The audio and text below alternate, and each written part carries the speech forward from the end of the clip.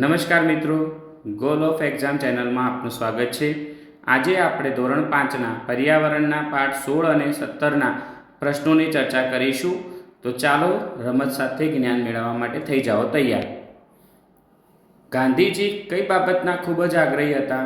એ આરામ કરવાના, બી બીજાને કામ સોંપવાના, સી સ્વચ્છતાના, ડી ઉતાવળ કરવાના। 3 સેકન્ડમાં તમે તમારો જવાબ નક્કી કરીને રાખો। આપણે જવાબની ચર્ચા કરીએ તો જવાબ છે સી સ્વચ્છતાના। મીઠાઈ લેવા તમે કોની દુકાને જશો? એ કરિયાણાની, બી કંસારાની, સી ભાડભુંજાની, ડી કંદોઈની। ચલો ઝડપથી વિચારી લીધું છે અને બધાનો જ જવાબ સાચો છે। ડી કંદોઈની દુકાને મીઠાઈ લેવા જઈશું। કચરાનો ઢગલો 1 અઠવાડિયા સુધી પડ્યો રહે તો શું થાય?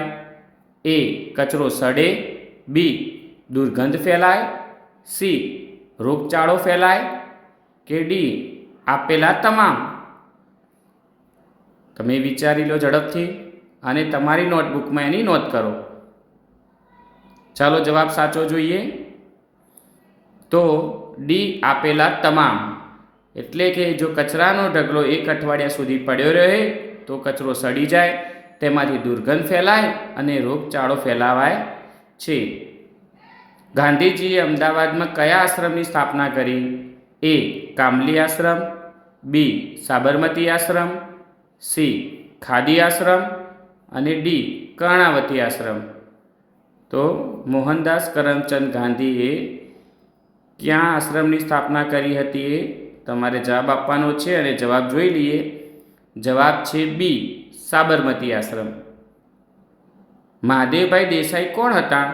એ ગાંધીજીના ભાઈ, બી ગાંધીજીના પુત્ર, સી ગાંધીજીના પિતા, ડી ગાંધીજીના મિત્ર। ઓકે, તમે જે વિચારો છો એ જ જવાબ છે। જવાબ છે ગાંધીજીના મિત્ર। અફસાના કઈ રમતની ખેલાડી છે? A cricket, B kabaddi, C basketball, D hockey. ઝડપથી જવાબ વિચારી લીધો જ છે તો જવાબ જોઈ પણ લઈએ। અફસાના બાસ્કેટબોલની ખેલાડી છે। જરીનની રમત શીખવાની વિનંતીમાં કોચે શું કહ્યું? એ તેને એકલીને શીખવવાની હા પાડી, બી તેને શીખવવાની ના પાડી, સી હાલ સમય નથી, ડી તે છોકરીઓની ટીમ બનાવી શકે તો તેમને શીખવાડીશ। આપણા પાઠને ઝડપથી યાદ કરી લઈએ અને જવાબ વિચારી અને જવાબ જોઈ પણ લઈએ। તો કોચે કહ્યું હતું કે તે છોકરીઓની ટીમ બનાવી શકે તો તેમને શીખવાડીશ। નવા પ્રશ્ન તરફ જઈએ। અફસાનાએ જ્યારે તેની માતાને બાસ્કેટબોલ રમવાનું કહ્યું ત્યારે તેની માતાએ શું કહ્યું? એ અફસાનાએ રમવા માટે હા પાડી, તેના પપ્પાની પરવાનગી લેવાનું કહ્યું, સી છોકરીઓથી બાસ્કેટબોલ ન રમાય અથવા ડી રમતના સાધનો ખરીદવાના પૈસા નથી। તો અફસાનાની માતાએ તેને શું કહ્યું હતું? તો જવાબ જોઈ લઈએ આપણે। અફસાનાની માતાએ કહ્યું હતું કે છોકરીઓથી બાસ્કેટબોલ ન રમાય। આફરીનના પિતાજી સારા ખેલાડી હોવા છતાં રમત કેમ છોડી દેવી પડી? એ કોચ સાથે ઝઘડો થયો, બી તેમના પગે ઈજા થઈ, સી તેમના દાદીએ ના કહી કે ડી ઘરની જવાબદારીઓના કારણે। 3 સેકન્ડ થઈ ગઈ અને તમે જવાબ વિચારી પણ લીધો છે અને સાચો છે। જવાબ છે ઘરની જવાબદારીઓના કારણે। અફસાનાના ટીમના કોચ રમત રમતા કઈ બાબત વિચારવાની ના પાડે છે?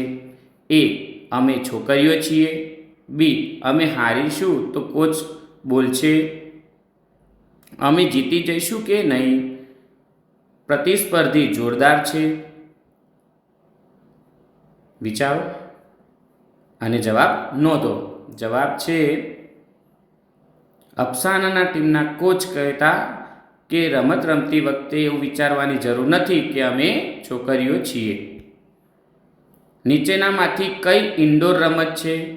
એ લંગડી, બી ચેસ, સી દોડ અને ડી કબડ્ડી. ઓકે, જવાબ સાચો જોઈ લઈએ. જવાબ બધાનો સાચો જ છે. જવાબ છે બી ચેસ. રમતમાં હંમેશા કેવી ભાવના ઉત્તમ ખેલાડીનું લક્ષણ છે? એ પ્રથમ આવવાની, બી ઝઘડાની, સી ખેલદિલીની કે ડી વ્યક્તિગત વિકાસની. સારા ખેલાડી માટે ખેલદિલીની ભાવના હોવી ખૂબ જ જરૂરી છે. તો જવાબ છે સી ખેલદિલી. અ વિભાગમાં ખેલાડીનું નામ છે અને બ વિભાગમાં રમતનું નામ છે. અહીં તમારે જોડકા જોડવાના છે.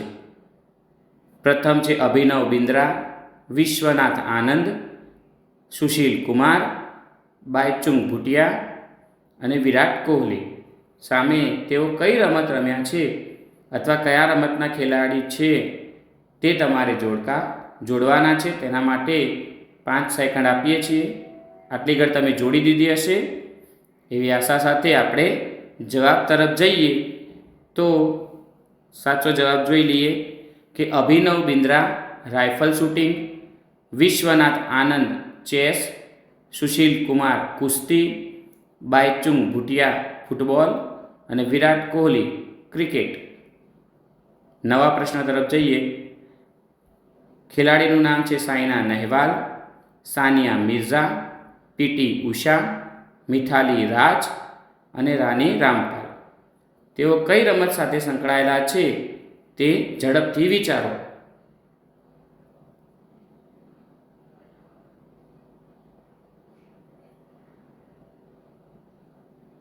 તમારો સમય પૂરો થયો અને હવે આપણે એનો જવાબ જોઈ લઈએ. સાયના નહેવાલ બેડમિન્ટનના ખેલાડી, સાનિયા મિર્ઝા ટેનિસ, પીટી ઉષા દોડ, મિથાલી રાજ ક્રિકેટ અને રાની રામપાલ હોકીના ખેલાડી છે. મિત્રો, તમને પ્રશ્નો ગમ્યા હોય તો લાઈક આપશો, તમારા બીજા મિત્રોને પણ શેર કરો અને